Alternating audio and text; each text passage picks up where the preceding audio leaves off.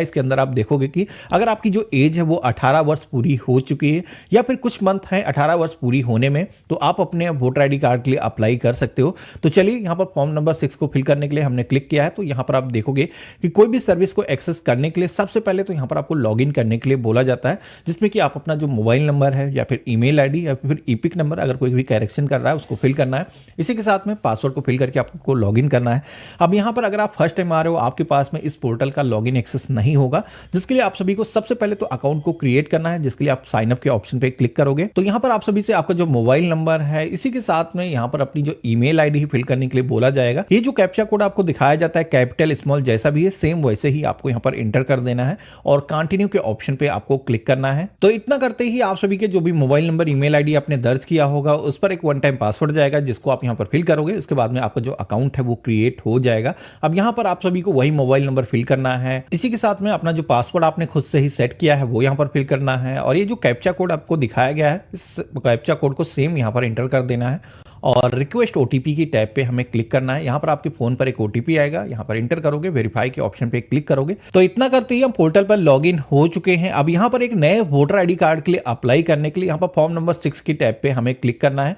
तो अब आप देखोगे कि हमारे सामने फॉर्म आ चुका है, जहां पर ये जो फॉर्म है आप देखोगे कि पहले से काफी आसान कर दिया गया है। आपको यहाँ पर ABCD कुछ अलग अलग इस तरीके से सेक्शन दिखाए गए हैं, जहां पर आपको अलग अलग सेक्शन में अलग अलग इंफॉर्मेशन को एंटर करना है। पूरा प्रोसेस मैं आपको लाइव दिखाने वाला हूं। तो सबसे पहले तो आप सभी को स्टेट की टैब पे आना है। यहाँ पर आप लोग जिस भी स्टेट से हो अपने स्टेट का नेम चूज करना है। डिस्ट्रिक्ट को आप सभी को यहाँ पर सेलेक्ट कर लेना है और इसी के साथ में असेंबली कॉन्स्टिट्यूंसी के सेक्शन में आना है। यहाँ पर आप सभी का जो एरिया होगा लिस्ट दिख जाएगी, सेलेक्ट करना है। अब जैसे हमने सिलेक्शन किया है तो हमारी जो भी कॉन्स्टिट्यूंसी होगी उसका जो नंबर है वो यहाँ पर दर्ज हो जाता है। अब आपको यहाँ पर नेक्स्ट की टैब पे क्लिक कर देना है। अब यहाँ पर आप देखोगे कि बी के सेक्शन में हमें अपना जो नेम है, जो भी आवेदक है उसका जो नेम है एंटर करना है, जिसमें कि यहाँ पर फर्स्ट नेम और मिडिल नेम यहाँ पर फर्स्ट सेक्शन में एंटर करना है। इसी के साथ में अगर आपके नेम में गुप्ता, शुक्ला या कुछ इस तरीके के सरनेम आप यूज करते हो तो यहाँ पर सरनेम के सेक्शन में आपको एंटर करना है। अब जैसे कि आप देखोगे कि हमने नेम को यहाँ पर जैसे ही फिल किया है इंग्लिश लैंग्वेज में, तो हिंदी लैंग्वेज में ऑटोमेटिक यहाँ पर कन्वर्ट होकर के आ चुका है। अगर आप यहाँ पर इंटर करोगे तो यहाँ पर कुछ माइनर अगर हिंदी लैंग्वेज में करेक्शन है तो आप यहाँ पर ये जो कीबोर्ड दिखाया गया है यहाँ पर कुछ सजेशन भी आते हैं, आप इससे अपना जो करेक्शन है वो कर सकते हो, नाम को सही कर सकते हो।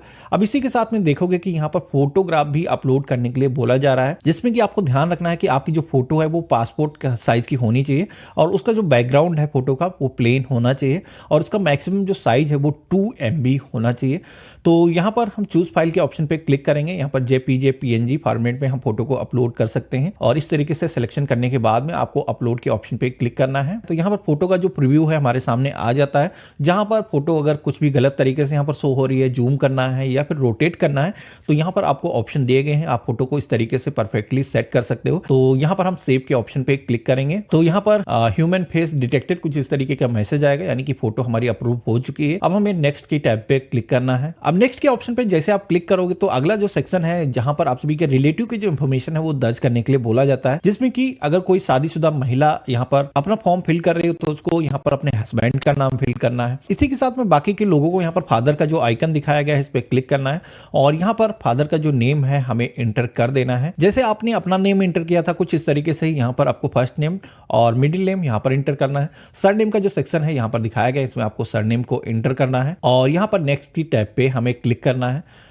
तो अब यहाँ पर आप देखोगे कि कॉन्टैक्ट डिटेल का जो सेक्शन है वो आ चुका है, जहाँ पर सबसे पहले तो आप सभी को अपना जो मोबाइल नंबर है वो बताना है, आपका खुद का है या फिर किसी रिलेटिव का मोबाइल नंबर है। तो यहाँ पर वोटर आईडी कार्ड को अगर आपको ऑनलाइन डाउनलोड करना है तो जरूरी है कि आपके वोटर आईडी कार्ड से एक यूनिक मोबाइल नंबर रजिस्टर्ड होना चाहिए। तो यहाँ पर हम सेल्फ के ऑप्शन पे क्लिक करेंगे और अपना जो मोबाइल नंबर है यहाँ पर हम इंटर करेंगे और नंबर को वेरीफाई करने के लिए हम सेंड OTP के ऑप्शन पे क्लिक करेंगे। हमारे फोन पर एक OTP आएगा जिसको यहाँ पर हमें फिल करना है और वेरीफाई की टैब पे हमें क्लिक कर देना है। तो यहाँ पर आप देखोगे कि मोबाइल नंबर सक्सेसफुली वेरीफाई हो चुका है। इसी तरीके से हमें अपनी जो ईमेल आईडी है यहाँ पर हम कम्युनिकेशन के लिए जो भी हम देना चाहें यहाँ पर हम सेल्फ के ऑप्शन पे क्लिक करेंगे, देन अपनी जो जीमेल आईडी है यहाँ पर इंटर कर दी है, देन नेक्स्ट के ऑप्शन पे क्लिक कर देंगे। अब यहाँ पर ई जो सेक्शन आएगा इसके अंदर आप सभी को अपना जो आधार नंबर है वो यहाँ पर इंटर करना होगा।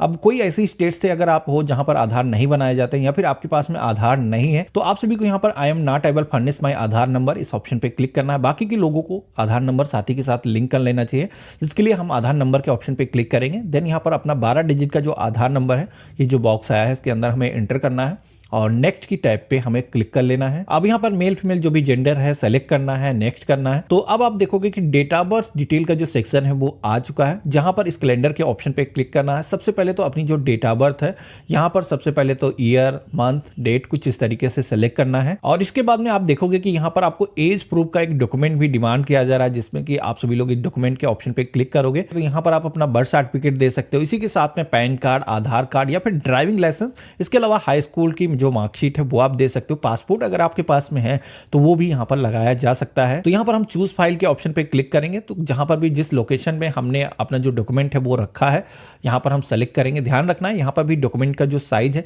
वो मैक्सिमम 2 MB होना चाहिए।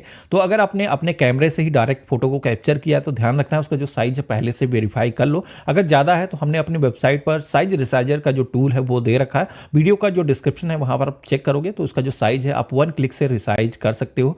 तो यहाँ पर सिलेक्शन हमारा हो चुका है। नेक्स्ट की टैब पे क्लिक करेंगे तो अगला जो सेक्शन आता है जहां पर आप सभी को अपना जो प्रेजेंट एड्रेस है जहां पर आप निवास कर रहे हो वो डिटेल आपको एंटर करना है, जिसमें कि आप सभी को सबसे पहले तो अपना हाउस नंबर, अपार्टमेंट का जो भी नेम है, इसी के साथ में मोहल्ला जो भी लोकेलिटी है, विलेज या फिर शहर का जो भी नेम है यहाँ पर आपको एंटर करना है। आप यहाँ पर देखोगे कि जैसे हमने यहाँ पर इंग्लिश लैंग्वेज में अपना जो अपार्टमेंट नंबर है या फिर मोहल्ला, रोड का जो भी नेम है एंटर किया है, तो यहाँ पर हिंदी लैंग्वेज या फिर रीजनल जो भी आपकी लैंग्वेज होगी उसमें ऑटोमेटिक ये जो नेम है वो कन्वर्ट होकर के आ जाता है। अगर कोई भी माइनर इशू है, करेक्शन करना है, तो यहाँ पर उस पर क्लिक करके आप करेक्शन अपना कर सकते हो। बाकी सारी चीजें अगर आपको सही लगती हैं तो पोस्ट ऑफिस के सेक्शन में आना है, यहाँ पर अपना जो पोस्ट ऑफिस है उसकी डिटेल इंटर करना है, पिन कोड उस एरिया का जो भी है इंटर कर देना है, तहसील का जो भी नाम है यहाँ पर आपको इंटर करना है। इसके बाद में आप सभी की जो स्टेट है यहाँ पहले से सेलेक्ट है, डिस्ट्रिक्ट के सेक्शन में अपने शहर का जो नेम है सेलेक्ट कर लेना है।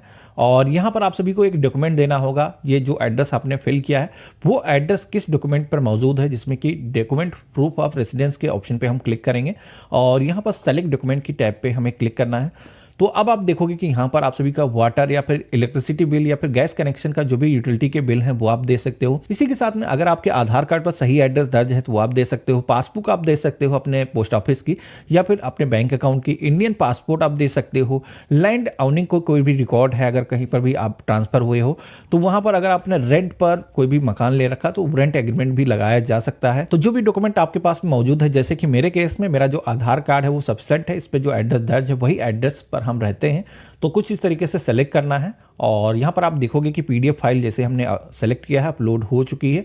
यहाँ पर भी अपलोड होने के बाद में नेक्स्ट के टैब पे हमें क्लिक कर देना है। तो अब आप देखोगे कि हमारे सामने डिसेबिलिटी का जो ऑप्शन है वो आ चुका है, जिसमें कि अगर आप सभी को सुनने में या फिर आपके बॉडी में किसी भी तरीके की कोई भी विकलांगता है तो यहाँ पर आपको चूज करना है। बाकी लोगों को यहाँ पर कोई भी सिलेक्शन नहीं करना है। और यहाँ पर जे सेक्शन जो आप सभी के सामने आएगा, यहाँ पर आप सभी से फैमिली मेंबर की जो डिटेल्स है वो मांगी जाती हैं। ऊपर आपने जो अपने फादर का नाम एंटर किया, उसके अलावा यहाँ पर अब आपको ये बताना है कि परिवार का कोई भी ऐसा सदस्य जो पहले से वोटर रिकॉर्ड में दर्ज है, जिससे कि आपकी जो डिटेल्स है उसी फैमिली के अंदर लिंक हो जाए। तो यहाँ पर आप सभी को जो भी मेंबर पहले से जिसका वोटर आईडी कार्ड बना है या उसकी डिटेल्स है आपको एंटर करना है। अब यहाँ पर ये जो सेक्शन है इसको देख करके आप घबराइएगा नहीं, ये जरूरी नहीं है कि अगर आपके फैमिली में कोई भी वोटर आईडी कार्ड नहीं बना है तो आपको दर्ज ही करना है।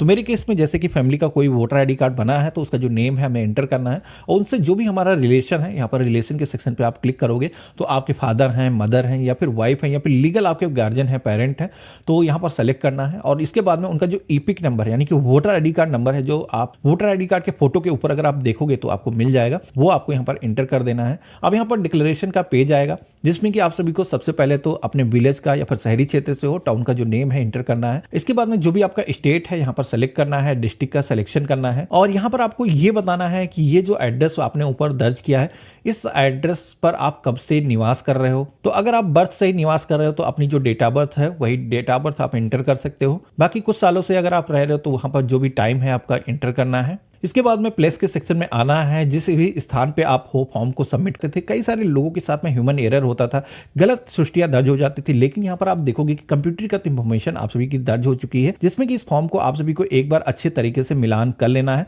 और कोई भी इंफॉर्मेशन गलत आपको दिखती है जो आपने दर्ज किया है उसमें कोई सृष्टि है तो आप अभी इस इंफॉर्मेशन को अभी भी करेक्शन कर सकते हो। बाकी यहाँ पर सारी चीजें आपको दुरुस्त लगती हैं, सही है, तो आपको सबमिट के ऑप्शन पे क्लिक करना है। यहाँ पर आपको पॉपअप दिखेगा, यहाँ पर भी आपको यस के ऑप्शन पे क्लिक करना है। अब यहाँ पर ये जो एप्लीकेशन रेफरेंस नंबर आपको दिया गया है, इसको आपको अपने पास में सुरक्षित करके रखना है। वोटर आईडी कार्ड गवर्नमेंट की तरफ से जैसे ही अप्रूव किया जाएगा, उसके बाद में एसएमएस के माध्यम से आप सभी को नोटिफिकेशन मिल जाता है, जिसमें कि आप इस पोर्टल पर आकर के दोबारा से अपने वोटर आईडी कार्ड का एक प्रिंट निकाल सकते हो। प्रिंट कैसे आपको निकालना है उसका जो वीडियो मैंने पहले ही बना करके आपको दिया है, वीडियो का डिस्क्रिप्शन अगर आप चेक करोगे तो आप वहां से देख पाओगे। इसी के साथ में प्लास्टिक का पीवीसी कार्ड आप सभी के घर के पते पर वोटर आईडी कार्ड का रजिस्ट्रेशन होने के बाद में 10 से 15 दिनों के अंदर ही सेंड कर दिया जाता है। अब इन केस आप सभी के स्टेट में आप सभी को पोस्टमैन के माध्यम से नहीं मिलता है तो आप बीएलओ से एक बार संपर्क कर सकते हो, क्योंकि कुछ स्टेट में बीएलओ के माध्यम से भी वोटर आईडी कार्ड बनाए जाते हैं, तो आप वहां से संपर्क करके उनसे कम्युनिकेट कर सकते हो।